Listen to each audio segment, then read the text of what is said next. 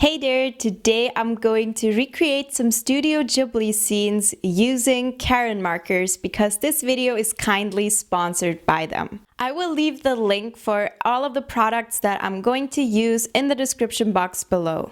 In this video, I'm going to recreate a scene from My Neighbor Totoro and from Kiki's Delivery Service.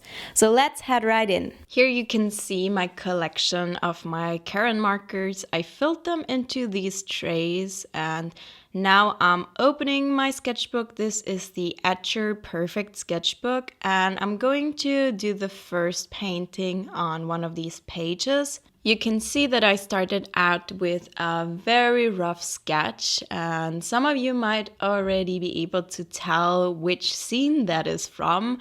It is from the movie My Neighbor Totoro, which is probably my favorite Studio Ghibli movie, or at least one of my favorites. It is so cute and wholesome, and I just love the story of this one and all of the beautiful scenes. Like pretty much every scene of this movie is a wonderful painting.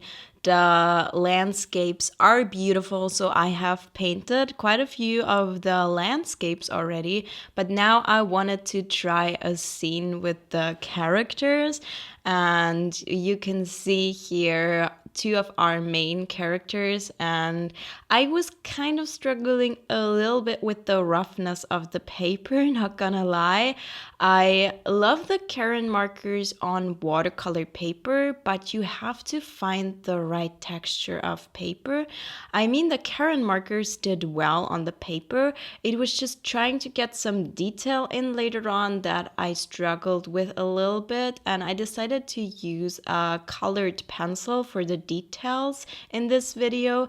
But to be honest, I think a pen might have been better, like a fine liner pen, at least for this specific paper, because it just has this rough texture. It's so rough that you can even see it on camera. And I don't know how I feel about the texture. It is fine when you use watercolors, but pretty much every other medium makes me struggle a little bit with it.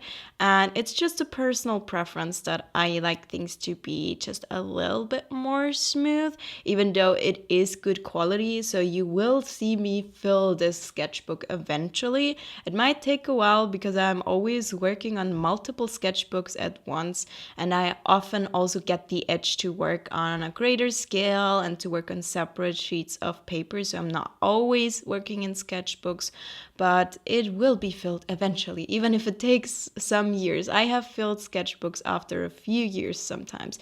You can see that the markers blend really nicely. They blend like butter together. This is my favorite part, just blending them together or blending them together with water.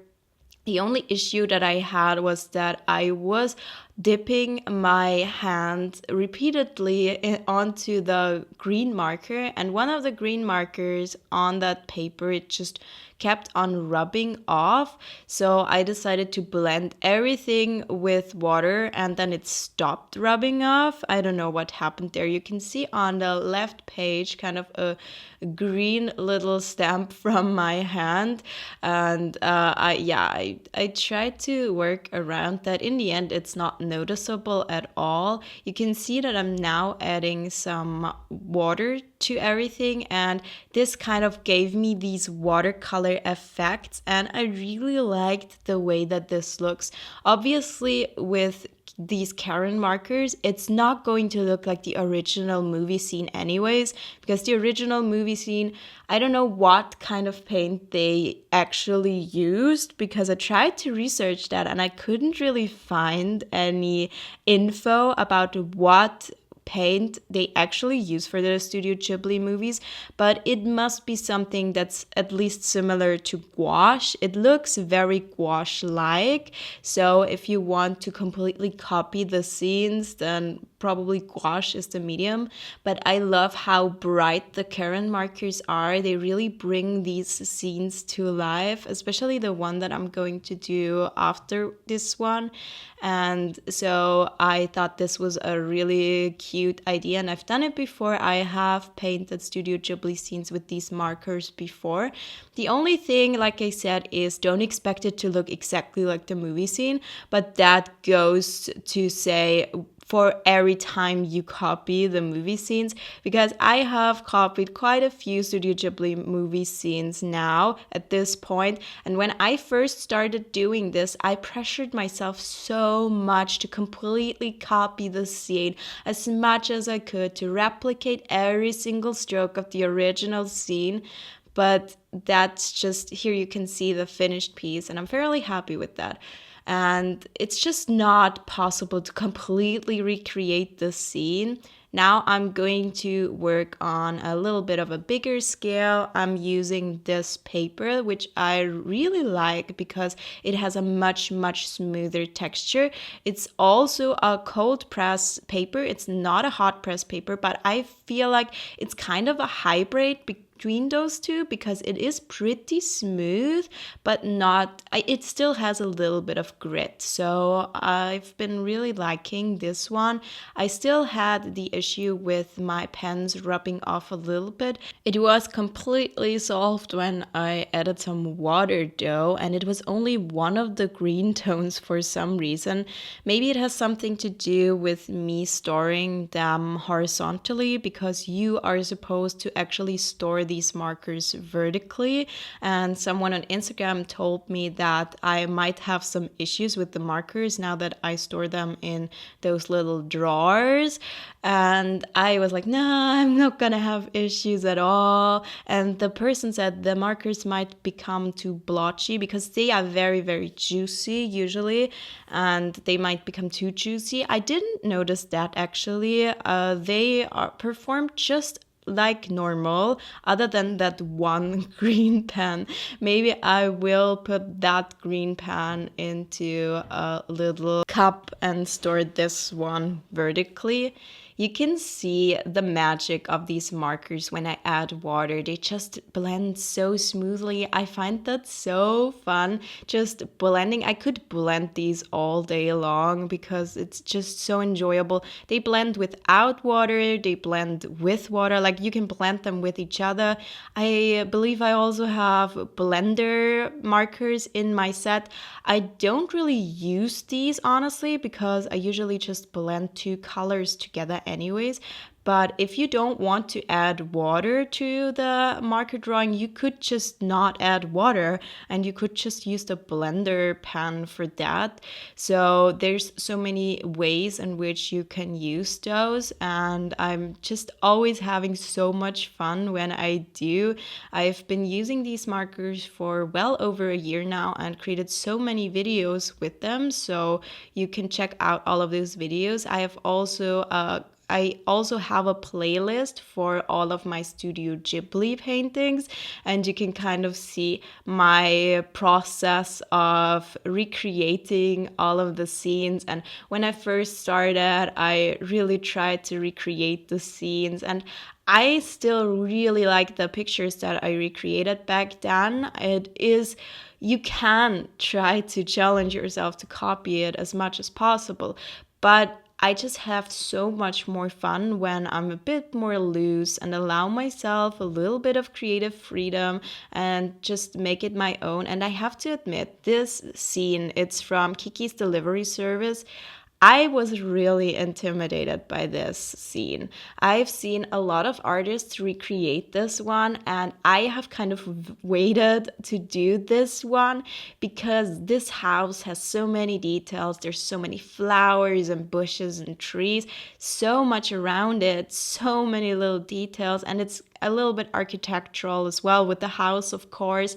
And I was really intimidated by this specific drawing, and I'm happy with how it turned out. It's a lot more loose. It has less details than the original. It looks a little bit different, and at this point I'm fine with it because I've recreated enough of these scenes to now know that I can turn it into my thing a little bit. I take a lot of inspiration from these scenes. I learn a lot from recreating these scenes, but at the end of the day, it's gonna have my stamp on it a little bit if I'm the one who recreates it, and I'm fine with that. And I'm just so happy that I've reached this point now where it doesn't have to be perfect. It doesn't have to look as good as the original. It doesn't have to look better than the original. It's probably not going to look better than the original, let's be honest.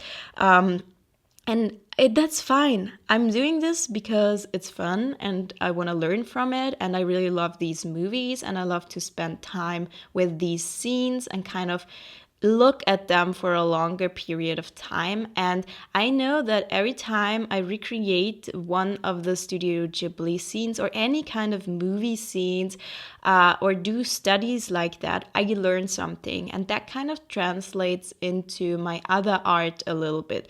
So I do recommend to do this every now and then if you're interested in it, because you can learn a lot from it.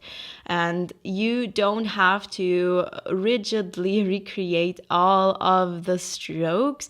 You can just take the concept and play around with it. And you know what? If it doesn't look great, then just move on to the next painting, honestly. I've recreated some of the scenes that I really wasn't that happy with, where I thought it just does not look like the original scene. It just doesn't look good at all. So I've just moved on and tried another scene, or you can also try the same thing again if you want to. It's really about learning, about playing around with it, enjoying it. And sometimes I also struggle. I don't always enjoy the process of creating. Sometimes I really have to kick my butt and do it. Honestly, it's like working out. And most of the time when I'm on a treadmill, for example, and I run for 3 kilometers, the first 1.5 are gonna suck and I'm gonna be in pain and it's gonna be really bad. But then if I'm lucky, and most of the time that happens, after a while, maybe when I'm halfway through, it starts to feel amazing and I feel alive and I'm like, yay, I have so much energy and I'm moving forward and it's just fun. And at least afterwards, when I'm done, I feel exhilarated that I did this and have a good, good hormones in my body or whatever. I feel good.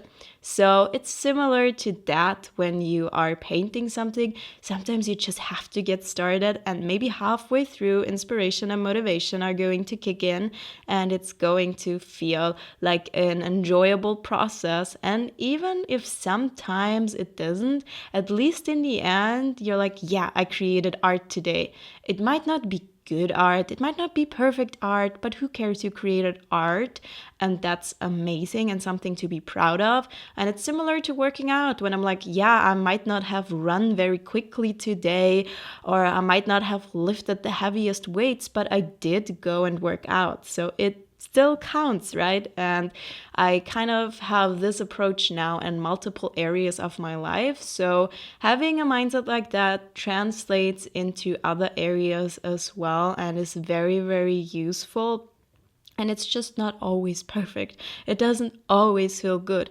But overall, for the most part, I love creating art, and that's what matters. And I keep on being drawn to it, pun not intended, but it kind of works.